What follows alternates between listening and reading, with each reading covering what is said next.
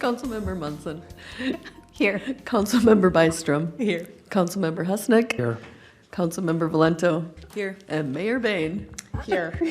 And I'd like to invite everyone to rise and join us for the Pledge of Allegiance. United States of America, and to the republic for which it stands, one nation, under God, indivisible, with liberty and justice for all. Here. Councilmember Byström. Councilmember Husnick. Councilmember Valento. And Mayor Bain. Oh, sorry. Well. Some feedback on the audio. All right, council, you have an agenda before you this evening. I will entertain a motion to approve or any changes. So moved. I'll second. We have a motion and a second. All those in favor signal by saying aye. Aye. Oppose, and our agenda is approved. Our first item this evening is open forum. Open forum is any interested party's opportunity to provide feedback to council on any topic of their choosing. Do we have anyone for open forum tonight? Okay. All right.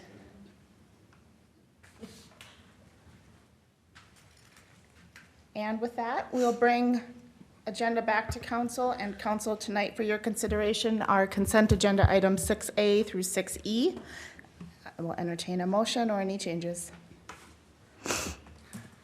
Madam Mayor, I'm making a motion that we approve item number 6A through 6E.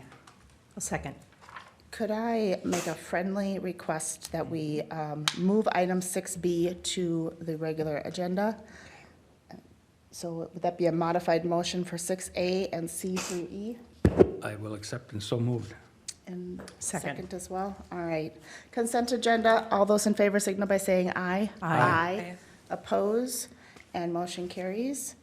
Moving on to our regular agenda is the former consent agenda, item 6B, which are the minutes from November 14th, regular council meeting. I just wasn't at that meeting, so I will be abstaining. Is there somebody who would make a motion to approve? So moved. I'll second. We have a motion and a second. All those in favor signal by saying aye. Aye. Oppose, and abstain. I abstain. Okay, we have 2 abstentions. You have that? All right. With that, moving on to regular agenda. And first item this evening is 7A, which is Resolution 1128-2201, and a donation. And I believe, is this Chief Peterson? Are you walking us through this one? Yeah, Mayor and City Council members, good evening. The first item I have for you this evening is a resolution accepting a donation from Tired Iron Collision Center in the amount of $1,000. The business has requested the donation be used to help support the 2022 Shop with a Cop event that will take place on Thursday, December 15th at the Forest Lake Walmart. I would like to thank Tired Iron Collision Center for their generous donation, and staff recommendation is to accept this donation with gratitude. Thank you, Chief. And with that, I would move council approve Resolution 1128-2201 with gratitude. I'll second. And a second. All those in favor signal by saying aye. Aye. Oppose, and motion carries. Our next item is 7B, another resolution for donation, 1128-2202, and also Chief Peterson. Yeah, what I have for you this evening is a resolution accepting a donation from Voyager 44 in the amount of $100. Voyager 44 has requested this donation also be used to help support the 2022 Shop with a Cop event. I would also like to thank Voyager 44 for their donation, and staff recommendation is to accept this donation with gratitude. Thank you, Chief. These are great to see. And with that, I would motion or make a motion that council approve resolution 1128-2202. I'll second. We have a motion and a second. All those in favor signal by saying aye. Aye. Aye. Oppose, and motion carries. Our next item, 7C, Arts in the Park Promoter Agreement for Professional Services with Woodrow McBride and Abby. I think you're walking us through. Yeah, so for several years now, the city has engaged with professional services of Woody McBride, who has, he's been an integral part of the Arts in the Park series for talent acquisition, the series consultation, supplying all the sound and production equipment, emceeing each individual night. The city has received a new proposal for Mr. McBride for the 2023 season. And it is an increase from the past. It's a little bit more of what I would say a substantial increase, about 40% from what we had been paying him in the past. Staff has only put this on as a regular agenda item just so that the council is aware that there is an increase in that cost of service that is coming from Mr. McBride. Staff has looked at comparable services, and this is a very fair market rate service. It equates to about $100 an hour a night for those nightly services that he is providing. We've reviewed this and have determined that there are funds in the park programming budget for 2023, so we do recommend approval of the contract, but wanted to at least just make the council aware of that increase that is there for the 2023 season. Thank you, Abby. Council, questions that we may have? No, just a comment. At the last Parks, Trails, and Lakes Commission meeting that I attended, the commission did have an opportunity to review this, and they supported it wholeheartedly. Oh, they did, okay. Yeah, there were, also, I just want to mention 2 hometown acts that will be included. Samantha Grimes is a Forest Lake graduate, as is Kyle Tennis, and they're both on the list of performers. Excellent. That was one of, actually, that leads into one of my follow-up questions. So tonight's agreement is with the promoter, Yep. and then we individually approve each of the contracts as individual acts are selected. Is that right? That is true. Prior to them actually performing, we do have individual contracts with each of the performers themselves. We do have a tentative lineup that's maybe about 75% complete. So Woody has already done some of the work for that next season. It's just kind of this will help secure his services into the early part of 2023 before that season actually kicks off in the summertime. Very good. Thank you. Any other questions we might have about the agreement or changes from last year? Abby, just to make sure I'm understanding, so fairly, I mean, from a percentage increase, substantial increase in fees, but the nature of the agreement, the services he's providing is, None of the services are changing. He It's will the same. continue to perform. This will help increase the sound production and slightly just because the capacity of the park is growing, or the volume of people in the park is growing. So this will end up helping him provide a better service to that growing event.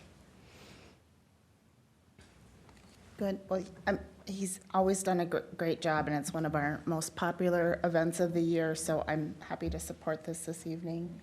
However, don't want to cut off discussion if there's any other points of question. All right, anyone ready for a motion? Mayor Bain, I make a motion to approve the Arts in the Park promoter agreement for professional services with Woodrow McBride. I'll second. We have a motion and a second. Any further discussion on this item? Hearing none, all those in favor signal by saying aye. Aye. Aye. Oppose, and motion carries. Okay. That concludes our regular portion of the agenda this evening. We do have a couple of topics for a discussion and a workshop portion that we'll move into next. Just a quick note that this is a working session of council. Anything that we discussed tonight is not binding, and anything that requires official action will come forward at a future meeting.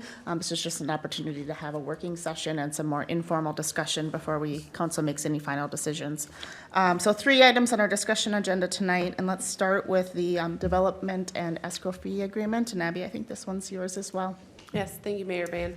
So I've been with the city now just a little over 6 months. As part of my process has just been reviewing the community development department functions. A couple things that have come up in terms of fees and escrows, and reviewing these to see if we're really charging the right prices to everything from a fence permit to development review, that we're not overcharging, undercharging, that our fees are aligned with our ordinances. In other words, that we've legitimized our fees and codified them in the city code. And then also the opportunities that there could be for improving our processes for development review. And so part of tonight's discussion is to introduce you to a couple fees that we currently charge that have not been well codified in the city code. So that's the seal coat fee and a stormwater connection charges. So the seal coat fee is a fee, both of these have been fees that the city has been collecting for developments for years. The seal coat fee is a project-specific fee. It's a 30 cents per linear foot, square foot, I don't remember, forgive me, Ryan might be able to. Square foot. And it's to cover the seal coat for a road of a development when it's all said and done. So what ends up happening is the developer will come in, they'll put down a first lift of asphalt, they'll build the roads, they'll build all the utilities, they'll put down that lift.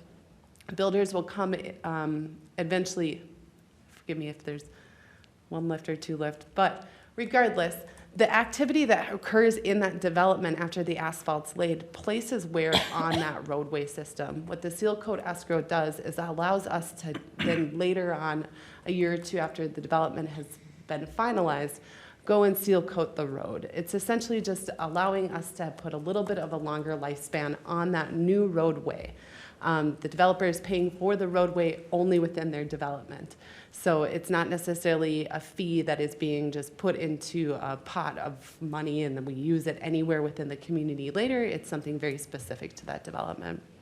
Stormwater connection charges are also very similar in that we have been applying them. They're not well codified into our code, but this allows for developments to utilize when they're managing their stormwater, that they are doing it so that it's integrated within the community stormwater system. This is a fee that helps us essentially manage our stormwater and have funding to do repairs or maintenance and those sorts of things in the future, very much like a water utility or a sanitary sewer utility. So City Attorney Johnson has drafted 2 ordinances for these types of development charges and fees. Essentially what these 2 fees would end up doing, or charges and fees would end up doing, is just being codified into the city code as they're represented exactly on the fee schedule. And you'll see the fee schedule tonight as an introduction for consideration at your next meeting. Really, there's no change to the fee. There's no increase proposed to the fee. What we're really doing is just codifying them. And tonight, we're not even asking you to make a decision about this. This is just an introduction and any discussion. The other item that you'll see as a change on the fee schedule is there are many development review or land development applications the staff is proposing to charge an escrow, a deposit escrow. So as part of our review process, we do have to consult with outside bodies, so engineering, legal, sometimes we may have to bring in other types of specialists to review certain types of development applications. Those costs are costs borne by the city, but that we typically would charge back, so invoice to a developer. What staff is proposing to do is to ask for a deposit upfront that we hold at city, in our financial system, that those costs are then taken out. So think of it more of a bank account versus a credit card. I think I mentioned that in the staff report. The idea being we have those funds on hand. So that way if somebody just elects to not pay an invoice or there's some other problem with accounting, not to say that there's a problem with accounting, but that is a system that would allow us that the development would know, the developer would know upfront that there are going to be additional costs, and that would be about the estimate of those fees. So that too is on the fee schedule being proposed for you. It's a different type of way to do development review and the financing that goes along with our costs associated with the review of development. But staff wanted to bring these for you for discussion. I recognize that they're 2 separate things. There's fees and charges and there's escrow deposits. But I'm here to chat about them with you and talk about the merits, pros, and cons of any of the systems and give you the opportunity to review it before ordinance amendments come before you at your next meeting.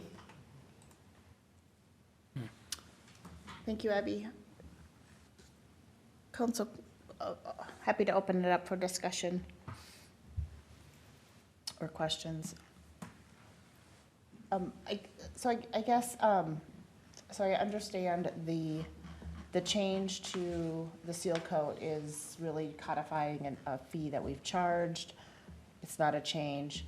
The development fee, however, is it a change in the timing? I want to make sure I'm getting that right, that we are collecting up front rather than in arrears? Is So the that- deposit escrow, Yeah, yes, it is yeah. a collection up front. We haven't typically done that before, or are we, I thought we did some escrowing, and so maybe walk me through what we are currently escrowing and what Sure. we're now changing. Sure, so currently, we'll walk through just a really quick planning and zoning. So when somebody wants to develop their piece of property, they will come in with an application, some plans, and a fee.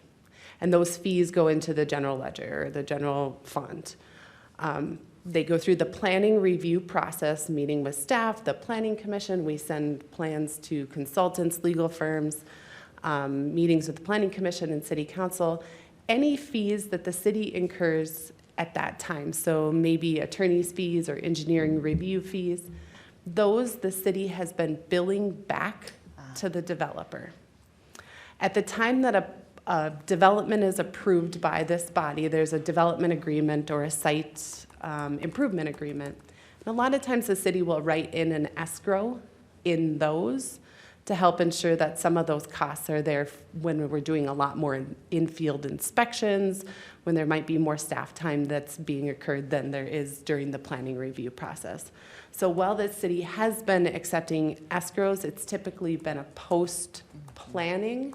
This would be a pre-planning. It would start their kind of account with us until the time that that project is completely finalized out, and then we would close that account with them, remit any excess funds. How do you estimate or determine the size of that account that's needed? Because that can vary a great, I keep hitting the mic, sorry. That can vary a great amount, development by development, right? So what does that look like on setting? So how right do you now, determine that what amount? I've estimated is based on kind of so your application fees, the city's application fees, the less time and resources it takes the city, it's a smaller application fee. Our escrow fees are kind of based on that scale right now. I don't have the best data. The city just wasn't, the planning and zoning department wasn't collecting it in the past in terms of what types of applications were requiring how much. There's also, some developments take longer, Yes. just not necessarily by nature, but because of changes as the planning process happens.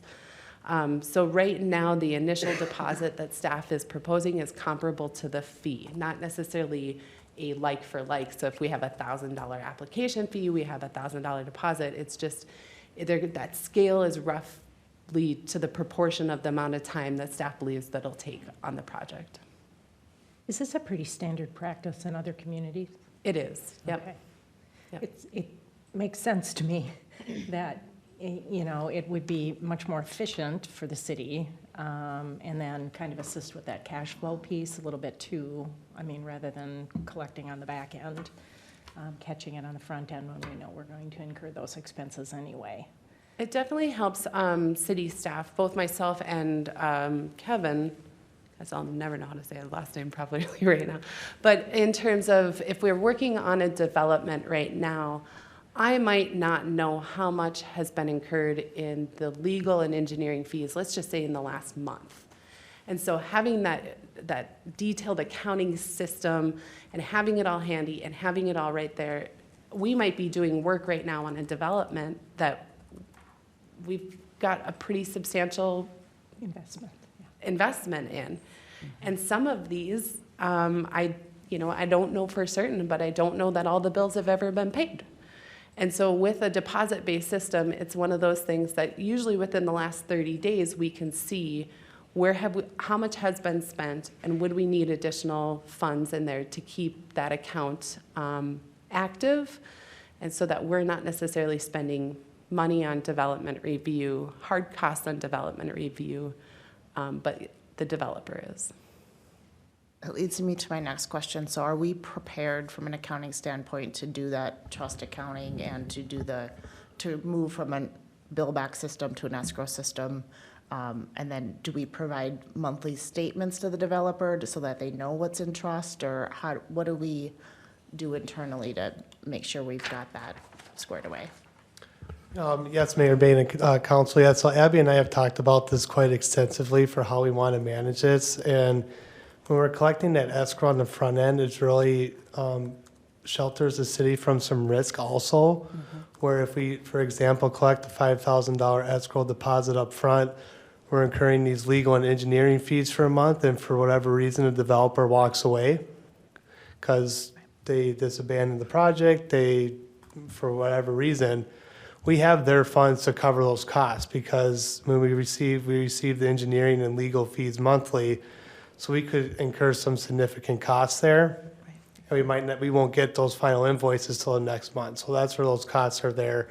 From an accounting standpoint and tracking this in the system does allow us to track this fairly easily. Every development, whether it's in the planning phase or development, gets assigned the project. So when those deposits comes in, those deposits get coded to that project number, and when the expenses come in, they would get coded to that expense as well. So at any given point, we would be able to run a report that shows what money's been deposited and what funds have been charged against that deposit to get a running balance. And that's where we would work with, finance will work with Abby and community development to determine what threshold for which project, once we get down to a certain dollar amount, do we need to request more funds potentially from these developers as well. And it also holds us to, well, if you want your development to keep moving, we are going to need some more funds before we incur more costs with those. That was going to be my question, whether or not, once you charge this fee up front, that you can request more fees later on, or somewhere down the road on the same project. Now, the other question I'd have to you, now, if you don't use these fees at the end, is it something refundable there, or what are we looking at? Absolutely, yeah. So come the end of the project, it's fully developed, everything's done, and there's a remaining balance yet, that would be part of our final project acceptance, where finance was signed off on it, stating that there's either a balance due, which isn't the case at some point right now for how it's currently being done in the build back world, where if we have that escrow, in most cases, there would always be some refund due to the developer. And that's when we're looking at accepting those final projects, that's part of finances to make sure that those refunds are going back to the developer. And we do have questions come in from developers, what's their escrow balance, and they ask for invoice backup, and we're always able to provide that to them upon request. Does that fee or this escrow amount, how would this work with just an individual that's building on a lot? Are they treated the same as a developer that might be doing 25 lots, or It's how would you do based that? on the type of application. Okay, So a standard homeowner might be doing a encroachment agreement that we would have to consult with engineering or legal. There would be a deposit, again, not a fee, but a deposit, an escrow deposit. But if it was a building permit, it wouldn't necessarily trigger these specific escrow deposits. We do have escrow deposits associated with building permitting for landscaping and grading. It would follow the same process in our system and our tracking system. It's just a little bit different because they are more planning and zoning. It's all kind of pre-construction deposits. okay, well, thank you. Yep. It kind of jumped us right into the conversation around the development and escrow fees. Any questions or comments on the seal coat?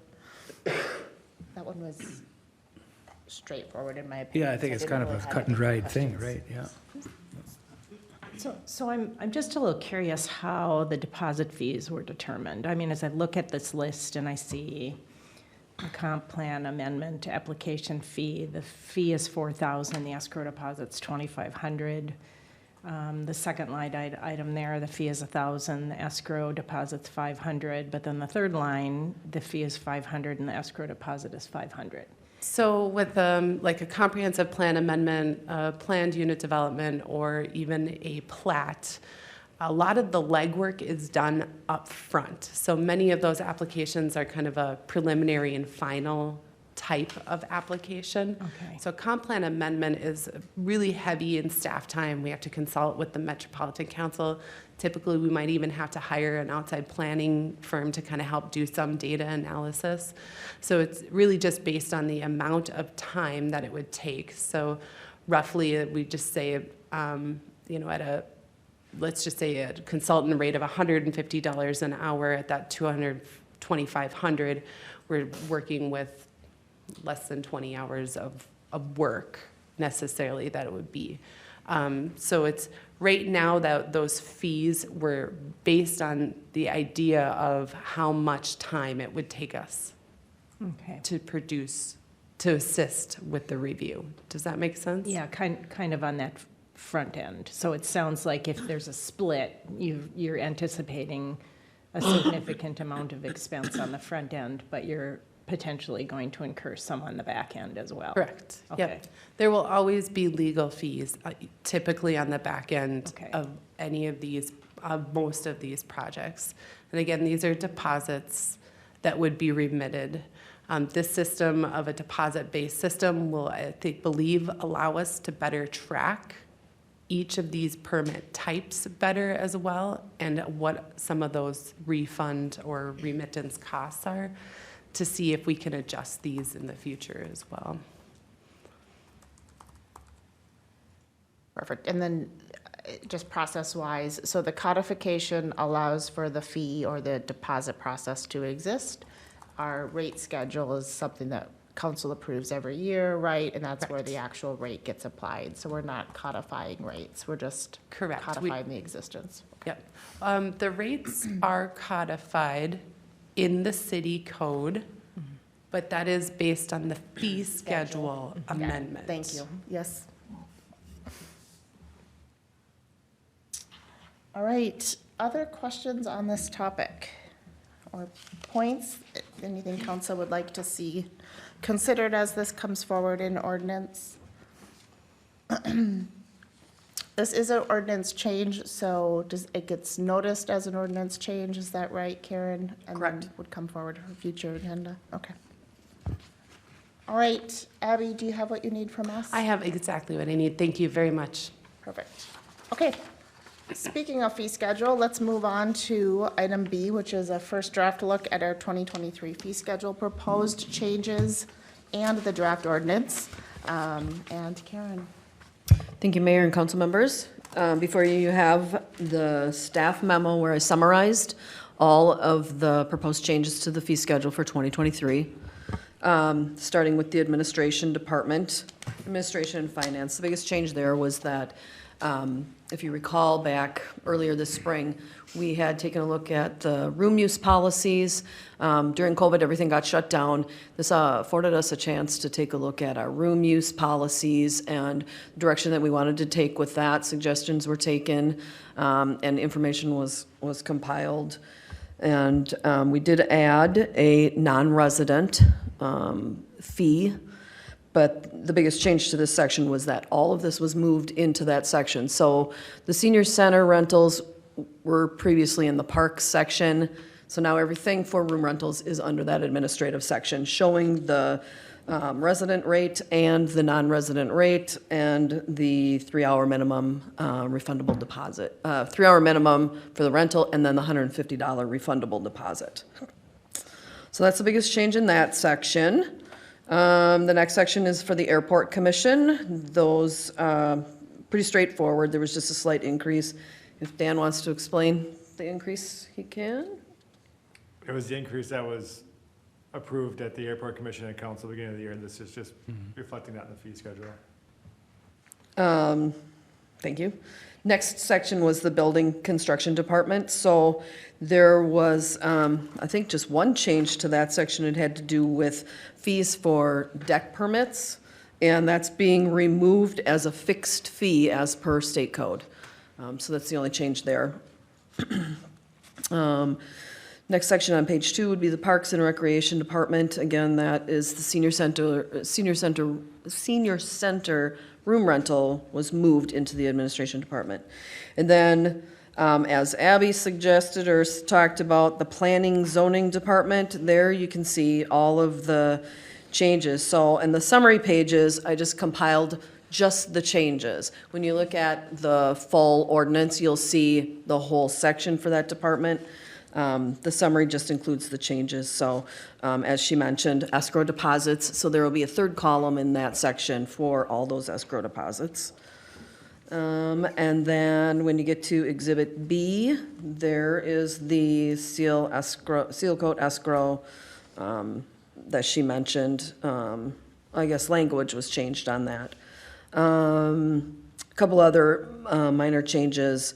And then the water system area charges and sanitary sewer area charges, those fees were increased. I think engineering or Public Works sent those changes to me. So if you want to explain those, you can, Ryan or Dave.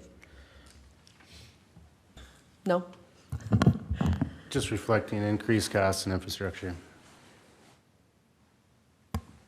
And then finally, Exhibit C, sanitary, sewer, and waterworks user rate charges. I summarized briefly what those changes were to the fee schedule, but if you look in the actual draft section of Exhibit C, you'll see there's a lot of red there. What those changes are is just additional years being added. So typically we'll have 2 or 3 years worth of utility rates, and so 24 and 25 were added. There was some changes for 23. 22 was removed off of Exhibit C, obviously, because we're at the end of the year. And so those changes are all reflected there from the Finance Department. And I think that's it. So the first 3 pages reflect the summary of changes, and then the next 15 or so pages is the draft fee schedule. Thank you, Karen. Open it up, council, for any questions that you may have. Abby, as you've kind of reviewed planning, the planning department and are making changes, do we know, and maybe my question is more broadly to all staff, the last time we did a benchmark review for the planning and zoning of our fees, I see that, you know, we're adding in the escrow amounts, but there aren't any substantial changes to the actual individual project fees. When was the last time we did a benchmark study to other communities? Do we? I don't a have sense any on that? record, Do we have a and it- sense on where we are as I far as- don't. yeah. I only can compare it, I think, to one community that had worked in pretty substantially. I would say that we're not that far off Okay. from another Washington County community. It has been my intention to, in 2023, to really be looking at some of these metrics, not only, you know, how much time is it really taking us to process some of these applications, but also to how is that comparing to some of the fee schedules of our adjacent or neighboring or like communities in the metro region. Yep. Certainly our cost structure as it relates to supporting those projects has gone up, and so I don't know what the proportion amount would be, but we do look to those fees to offset the cost of providing the service to some degree, and if our cost has increased at some point, we should look at what does that look like, and just make sure that, I would say project to project, that the scaling is appropriate. But, I'm not suggesting we do that, you know, in the next 6 weeks. I appreciate that, but- thank you. But I do think it would be good, because it is a point of feedback that we do hear routinely around just fees, and, you know, people are always, developers in particular, are happy to provide feedback on their perception of service and also the fees that they're paying, so it'd be good to have that in our back pocket at some point. And if I could add on to that, I've looked at other fee schedules for different cities near us, and one thing I've noticed is for our variance is just the fee of $500, where a lot of other cities separated between residential and non-residential. So I think that would be, We do I have a would- couple of those that are based on the type of use, residential versus non-residential. And it is something that internally we had discussed, and because I don't have a lot of data right now to really support increasing a fee or even decreasing a fee, I was reluctant to separate those out at this point. But it is something that I think is a very valid thing for cities to consider, because they are just sometimes different. They're different, residential uses versus non-residential uses, and how the time they take and the impact they have on the landowner, sometimes being an average homeowner versus a large-scale business. Is something changing with the park dedication fees? I noticed there's No. a strike through.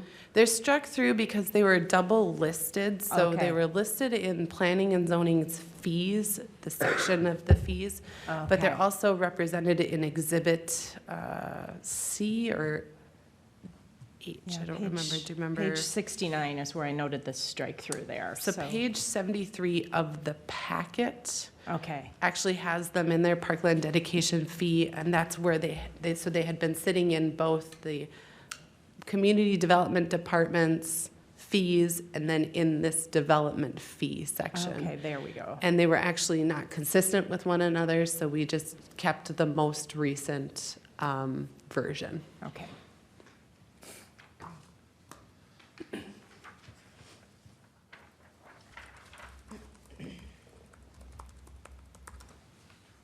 I guess, looking at this, I guess I would say the same on the police department fees. Again, looking at some point, comparison with other communities and our cost to provide the service, and where do we land? So our costs have gone up, and future years, maybe good to just take another look. Sometimes also the volume's so low it doesn't matter, and if that's the case, then don't worry about it. But some of the higher volume requests, certainly as we get into copy charges and things takes a lot of staff time to compile, we should make sure we're offsetting that fee appropriately. Any other questions or points of feedback for this one? Karen, do you expect that this comes back in December or January? This will come back to the December 12th meeting. So, and then it is an ordinance, so it will get noticed. And, yeah, December 12th. Excellent. Can I ask a question about, under the police department, that last line item says city staff and consulting billing. Services provided by city consultants will be billed at the current consultant rate. When does it shift between a city service and now becoming a billable consultant fee? What triggers that?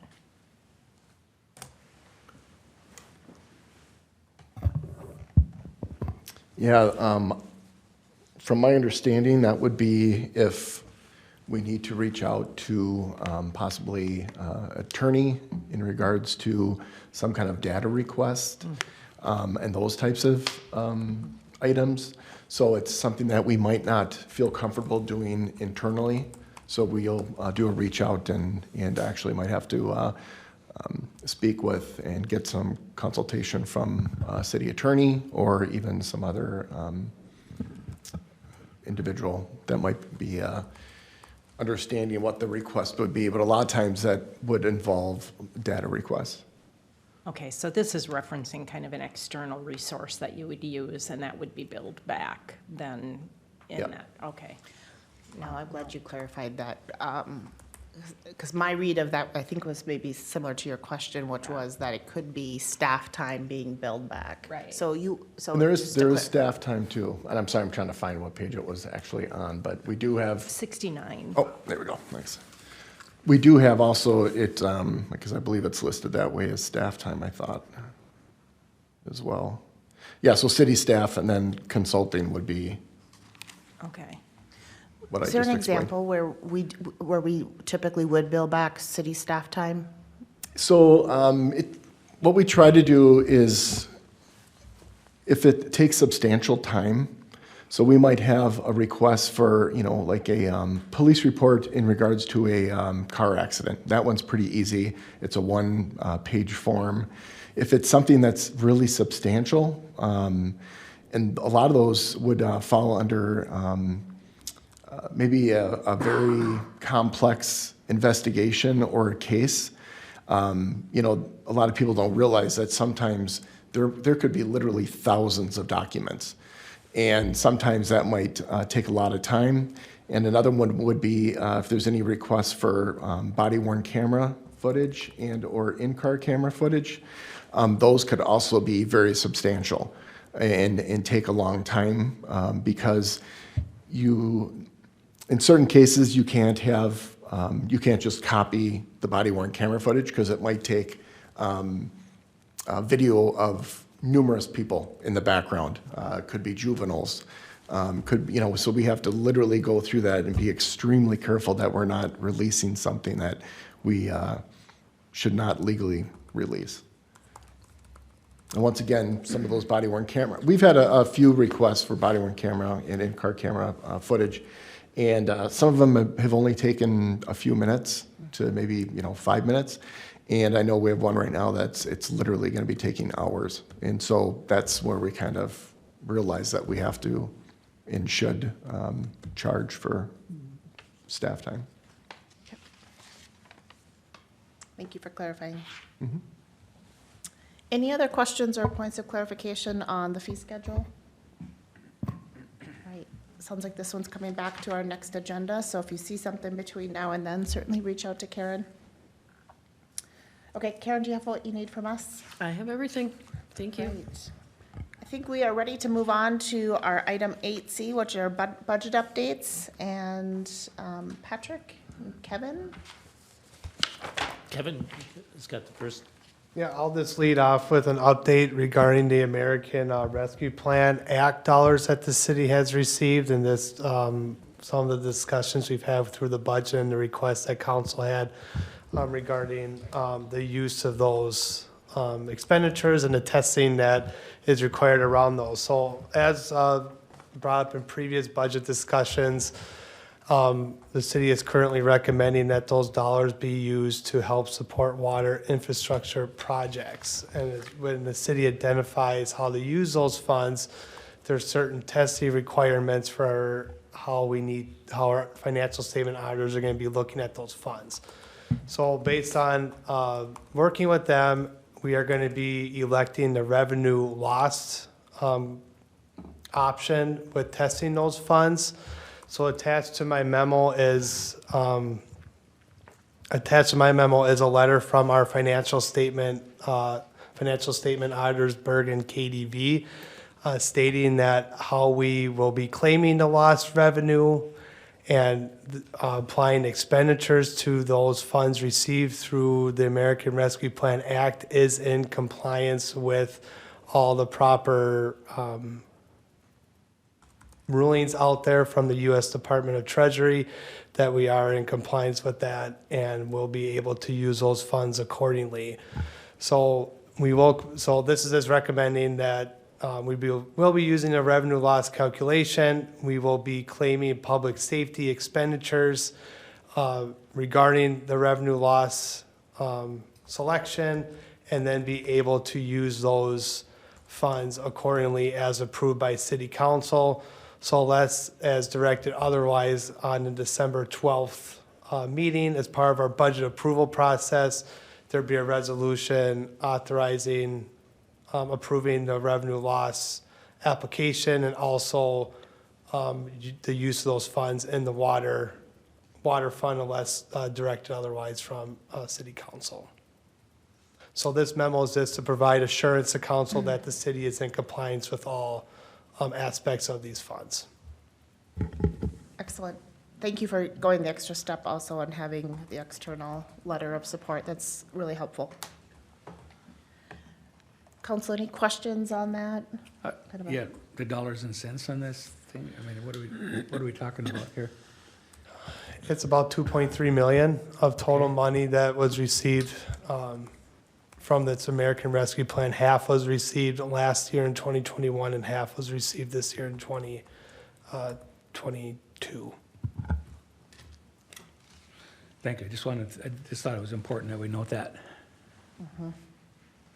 Yes, it's just under 2.3 million. That's what the city received in total.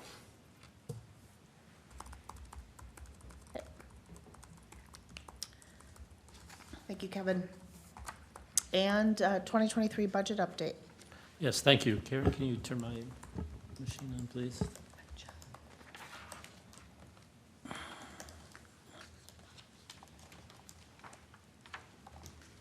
it work?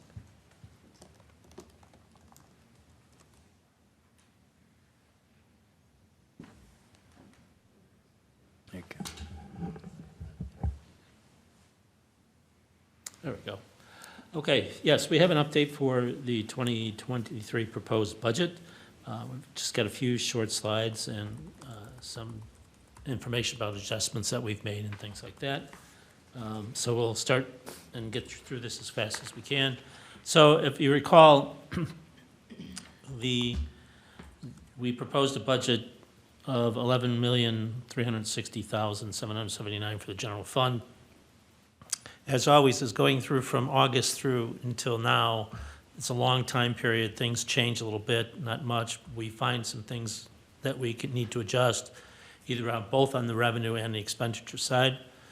In this case, we are recommending that we adjust the building and sign permit revenue up by $21,000. We expect to, although it's still going to be under what we've budgeted this year, we think we can bump it up from what we proposed in the August budget. Every year with the budget being passed, the City of Columbus and the joint fire agreement shares part of the revenue. That's just reflection of the fire department budget and what their increased share is going to be for next year. So that was $7,690. Kevin assures me that the interest earnings are better and will reflect an increase next year, so we'll keep him to his word.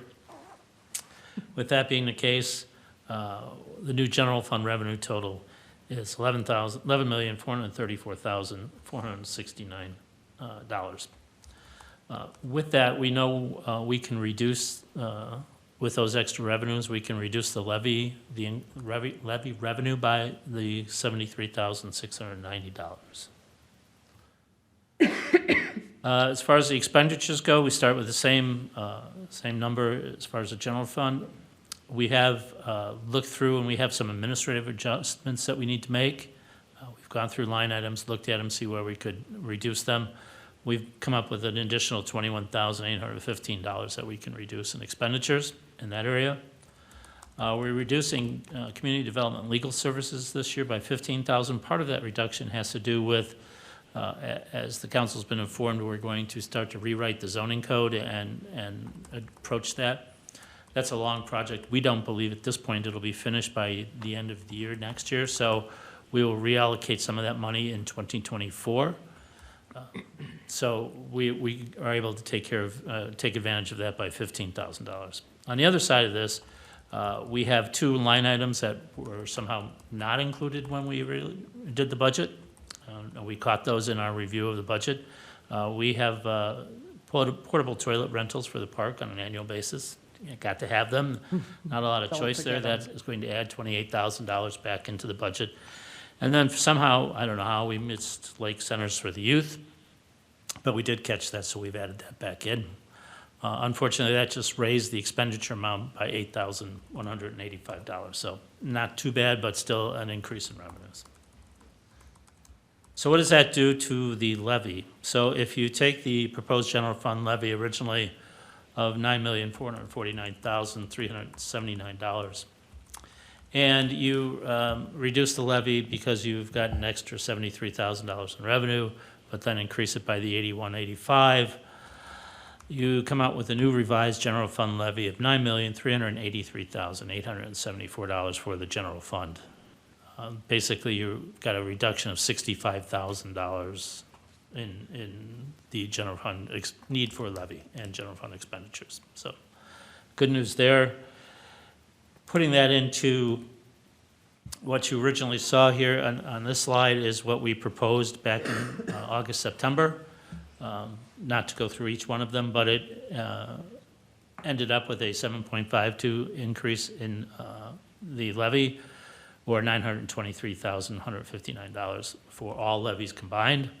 With the changes that we are proposing, we come up with a new requested levy of $13,126,354, or an $847,654 increase. It brings that down to a 6.9% increase. So we've made a little progress. There was not a lot of room here, but again, we always know that between August and December, there's minor changes that we have to adapt for and things like that. So that's what we've done. That's what looks like to us is going to be the final version of this. We don't see any other major changes to this or anticipating any changes or any surprises, hopefully. But that's what it is right now. Just to summarize what that does, as everybody's interested into the tax, if you look in this chart, the upper part of the chart was showing what the original request was back in August, September, and what the impact was on a house. So take, for example, the $250,000 house in August, September would have seen an increase of $115, where now it's an increase of $110. And so at least it's some progress. Being, given the inflationary rates and all the pressures on goods and services, I think it's really surprising that we could get this close to the increase that we have. And it's not 10 or 12%, because we're struggling with that as well. But I think the department heads have done a great job in reviewing their budgets, keeping them in track of them, and trying to, still provide services and not go too crazy. And so I applaud them for doing that in their submissions. And of course, the last slide is always an interest in what the tax levy rate is going to be. So again, since the 2013, we've been in the 40s, 43. We slowly started to dip a little bit and down, but now with the reassessment and this tax rate that we're proposing, the tax rate will be at 35.404. So that's the lowest it's been in.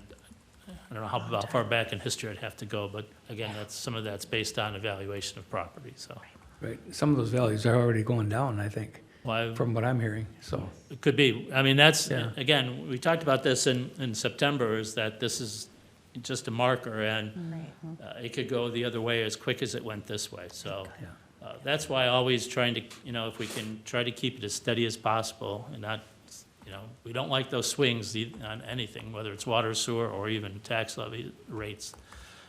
So we'll see. We'll see what the market does. Obviously, we all know that the housing has slowed down considerably. Interest rates are up, so we have no idea what that might do to the reevaluations in the coming years. So we have to keep a watch on it. Patrick, you just mentioned interest rates. Do you mind flipping back to that revenue slide that shows the change in revenue projections? Sure. Changing the levy based on revenue numbers always just makes me a little bit nervous, because I don't know, maybe I feel like we have less control over revenue. And you want to go up one more to the revenue slide? So the $45,000 change in interest earnings, is that using kind of the same portfolio mix that we have right now, same risk profile? We're not doing anything different from a portfolio? Is it just a reflection of increased interest rates? Yeah, and I'll let Kevin answer, but no, we're not doing anything different in our investment strategy. We're still with PMA. We have a much broader, again, if you think back 4 years, CD's been always have a broader base that's a little more level and a little more mixed up, so that we don't have some of the major swings that you may see in, example, CD rates that are only paying 0.5% or 0.25%. So we're doing better there. So no, there hasn't been a change in what our investment strategy is. Kevin, you want to? No, that's like Patrick said, there's been no change in it. Really, this was looking at where our interest earnings have been over the past few years, 5 years. And this budget item just looks to be something, when you look at investment earnings, it's easy just to throw 50,000 or whatever the dollar amount is at it. So when I look at where the city has been the past 2 or 3 years and where our investment portfolio is trending this year, right on track where we have been, especially last year with this. So when I look at what was in the general fund last year compared to this year, it's right on track to hit that number. Where this number does get a little skewed when you look at the financial statement audit, it's required that we have a market value adjustment in there, so it's not always lining up with that. But this number reflects the actual cash, actual interest earnings that are paid in there. So looking at our investment portfolio and really looking at what our cash flow needs are in, I've been able to make some slight adjustments to that with some taking advantage of even some short-term investments, 3-6 months, instead of holding in a money market that's earning 0.4%, for example. I've been able to tie up some, not really tie money up, but get 2%, 3%, 4% just on holding some money in 3 or 4 month term series bonds with the city. So that number is, I think, overdue for an increase on that for where it has been. So that's where that number is coming from. Excellent. Thank you, that's exactly the answer I was looking for. While we're on this slide, building and sign permit revenue, I don't have the original number in front of me. Does anyone know roughly the percentage increase of an additional 21,000 in revenue? Is this just a nominal amount? And I guess the reason I'm asking is my concern is just concern over slowdown, and are we expecting more growth than what maybe we should, or how are we feeling on kind of our level of conservatism on that number? And if I don't have the top of my head, it's in the 300,000s, the Okay. building. I mean, this is a reflection of all building revenues, not only just the building permits, but plumbing, all that. So that ends up into 300 to 600, is it? Something like that. So this is a very nominal amount adjustment. Just for reference, the 2022 original budget was about 670,000. The proposed as it was in September was about 600,000. Okay. So we're still under where we were expecting to be in '22, and then with just looking at where we're at so far and where we project we're going, like Patrick said, it's a nominal increase, and it is under where we have been budget-wise. So we feel it's still a conservative budget number. All right. Other questions? I'm really happy to see that some effort went into this Yeah. compared to what we had, so. We try. That's the end of what I have to present. Two other budget-related items, actually. We may bring before you at the next meeting, a budget item where we possibly will request reallocation of funds based on our fund balance policy, where we have been exploring and talking considerably regarding two things. One is getting our building department permitting system online and improving that process, because right now it's not there. You can't apply for a fence permit, you can't apply for anything. It's time for us to change that and to get there, but we're gonna need to help from somebody to do that. Because if you recall, we purchased a software 3 or 4 years ago now and implemented it, but we never implemented the web side of it. So we need to do that. We need to make it more convenient, not only for the contractors, but for the homeowners who wants to put a fence in over the weekend or put a water heater in or what. So we're looking into that and may have a proposal for you next meeting that will hire a firm to help us do that. We just got that proposal today. We're going through that. So I think it's important to make that next step. It's really the next step in the building department. It'll take some internal software changes to make that work the way it does. So, and again, we don't have the staff expertise or size to make that happen as fast as we would like it to happen. We would like to easily get this in place by this time next year. And that's really should help communications between not only the homeowners and the building department, but the contractors. So we're looking at that in depth. The second is regarding part of what should be in the 10-year plan, which we'll take to the council and review it again when the new council sits in January. We'll go over some of that. But one of the things that we haven't included beyond, we've mentioned before the park plan, which we've beginning to get a draft in that, we have to go through that. But the other part is we've never really looked at the buildings we owned and what they may need in the future, particularly the one you sit in now, 6 or 7 years old or whatever it may be. But we know that systems in this building have a lifespan that we need to start to look at. We have a south garage that we need to look at, a senior center that we need to look at. We don't have that many buildings for a municipality, but we need to start to look at those buildings. How long is the roof going to be? How long is the heating and air conditioning going to be? And all of that. So we have no handle and have no budget for the maintenance of long-term heavy maintenance on this building or any other building, particularly. I mean, the water ones are fine, but senior center, the south garage here that we use for the ambulance, and particularly this building, we need to have somebody take a good look at our systems and what status they are. Are they good? Are they bad? What's the lifespan? What can we expect? So we can begin to start to put those in a plan over the next 10 years and continue to address those as those 10-year plans flip over, so that when we know that the HVAC system for example, the fire department garage may need to be replaced, we'll know kind of when that's going to happen and start to budget, just like the fire trucks and police cars and tractors and plows and things like that. We have to address the same thing at the building system. So we will also be looking at somebody to come in and to do an evaluation of this building and some of the other buildings so that we have that information so that we can plug that in. And it's kind of like the last, I hope it's one of the last pieces to this full big 10-year plan, that and the parks. And I can't think what else might be in there, but it's something that we need to do and start on now because, again, if we wait another 10 years before we start looking at what this building may need, you might be surprised in 10 years what this building may need. So we don't want that. So we want to be able to plan for that and budget for it. So. Are you, along with the evaluation of the existing structures, the existing buildings, are you taking a look at need as we grow? I mean, Public Works building, a kind of part of that whole comprehensive building Correct. Picture? Right now, we are not in this building proposal taking a look at what growth may need to be happening. It's an issue, but first I need to know what systems and what's going to survive.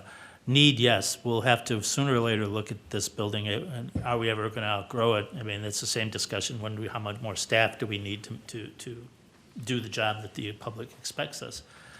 Well, this building is short on staffing space, it's short on storage space. Sooner or later, we'll also have to look at that, but we haven't. I know that was designed for a second story above either this part of the facility or another, but right now, we're just looking at maintenance and long-term upkeep of the systems. And I think I was referencing more like a new Public Works building, Well, for example. right, a new Public Works building was presented in the 10-year plan. Okay.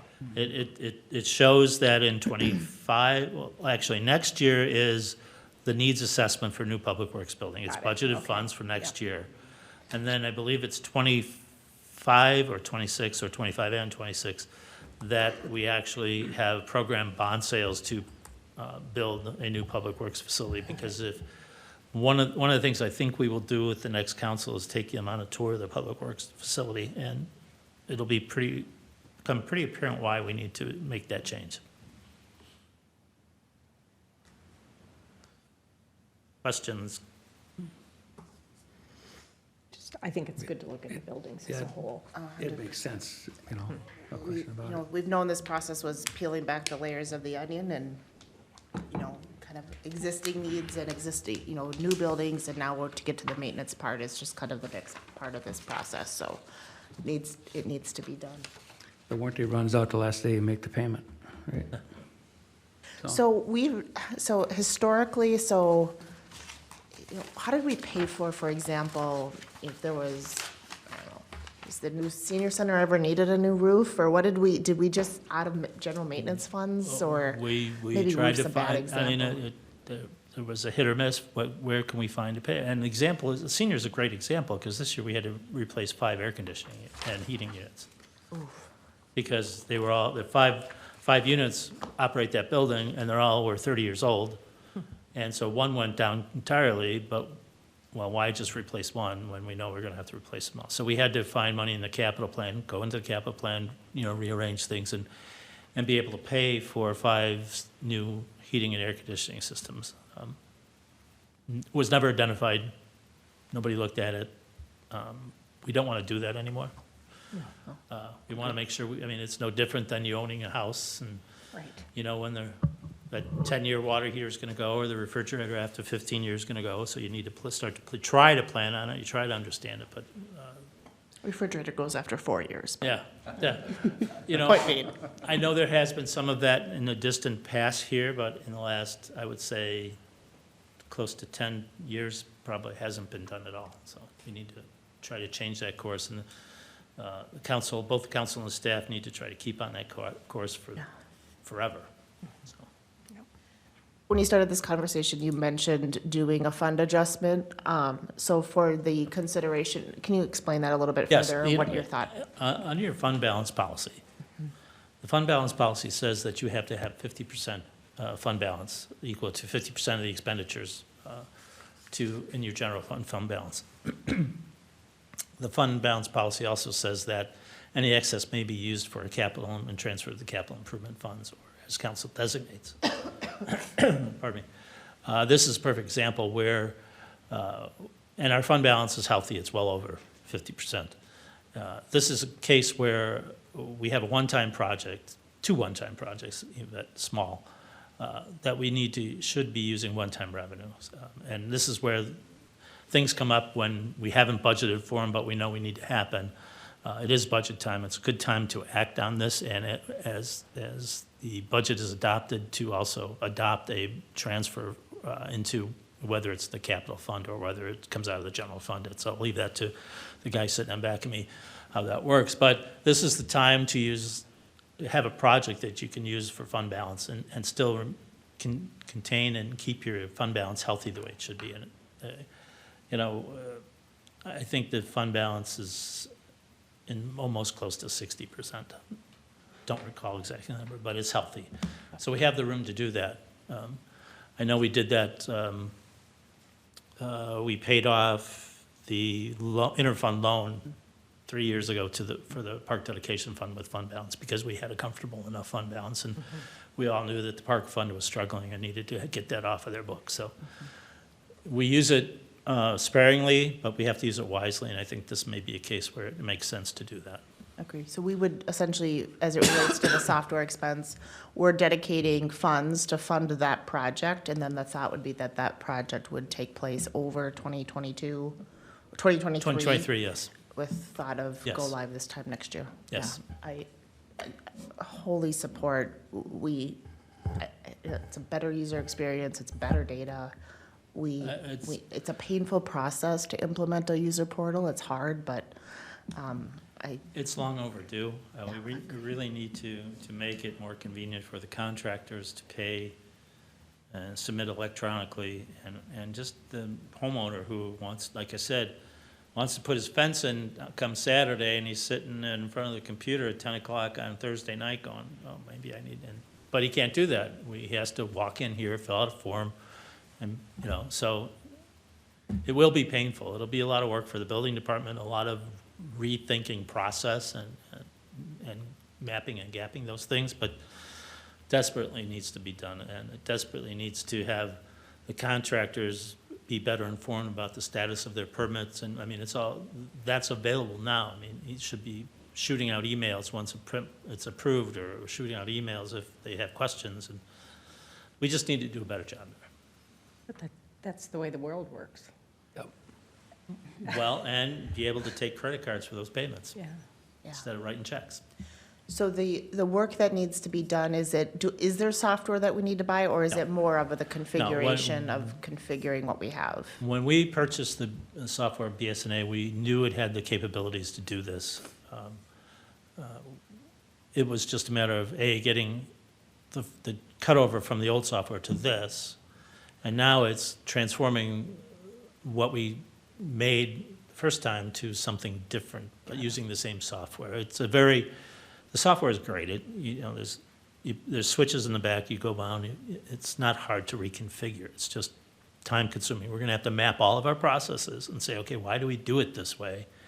And this 10-step fence permit process should only be maybe a 3-step permit process. So that's the kind of things we have to go through, and that's what we're going to ask this firm to go through and map and gap all of this. We also have the advantage, there are a few communities within the state of Minnesota that has also taken on this and have implemented the BSNA software. We were one of the first to actually do the software, but now people have done it and done it better than we've done it, and have, with the original goal, say, yes, we want everything online, everything goes. And that's, we need to go now that we have experience with it, and we have actually a better team here to do that, and to make those changes and have some of the vision that we really needed to have for a while. Good move. Excellent. All right, any other items related to budget updates? We have final budget approval, we have our public hearing, and then also final budget approval on our next agenda, so. All right, I know as you're preparing that package, can we put in the summary slides? You've done a nice job throughout the budget season of kind of providing the summary slides. So can we provide both the summary slides, but then also the full detail for those who really just want to dig in and kind of see the line by line? I We'll think be happy to both give is you the, helpful to see. Kevin and I were just talking about today, and we'll send out the full entire budget line item report for everybody to look at it and have fun with. Excellent. All right, we can move on to staff updates. Should we start with Karen? Thank you, Mayor Bain and council. I have no updates. All right. Dan? Mayor, members of council, we'll be speaking at the Minnesota Suburban Development Summit next, I think it's Wednesday, the 7th. Typically do these a couple times a year where we go out and talk to the development community about updates in Forest Lake and kind of promote Forest Lake out to the development world. So we'll be out there next Wednesday promoting Forest Lake. Excellent. Thank you, Dan. Abby? The only update I have is this Saturday is Hometown Holiday, 12:30 to 3:30 here at City Center, 4 to 5 activities and tree lighting at Lakeside Memorial Park. Perfect. Thank you. And Karen, can you also extend invitation to both Blake and Leif as well? I will also try to get to them before Saturday, but make sure that they're invited. And then council, if you would, I like our tradition of all of us being there to light the tree, so if you would join us as well, it'd be lovely to see you. All right. Patrick? No, Abby took mine, so I have no report. Pete? I have no update, Your Honor. Excellent. Dave? No update. Ryan? Mayor, City Council, no update. All right. Chief? Snow's coming, I know, again. so drive carefully. That's all I've got. All right. Thank you. Weatherman? Chief Newman? No updates. All right. Kevin? No further updates, thank you. All right. Let's bring it up to council updates. Councilmember Munson? No update. All right. Councilmember Byström? Nothing for me. All right. Councilmember Husnick? I have no updates today. And Councilmember Valento? No updates. I am going to continue on the no update train, although I will say I apologize for being late for tonight's meeting, and I do value everyone's time. It's important, and so really apologize for being late. We are going to move into a closed session. And actually, Mayor Bain, I move to close the meeting pursuant to Minnesota Statute Section 13D.03, Subdivision 1B for labor negotiations. The closed session will be held in the Forest Lake Conference Room and will commence immediately. Once the closed session is completed, the City Council will reconvene in council chambers and adjourn the meeting. Second. there's a motion to close and a second. All those in favor signal by saying aye. Aye. Oppose, and we're in closed session.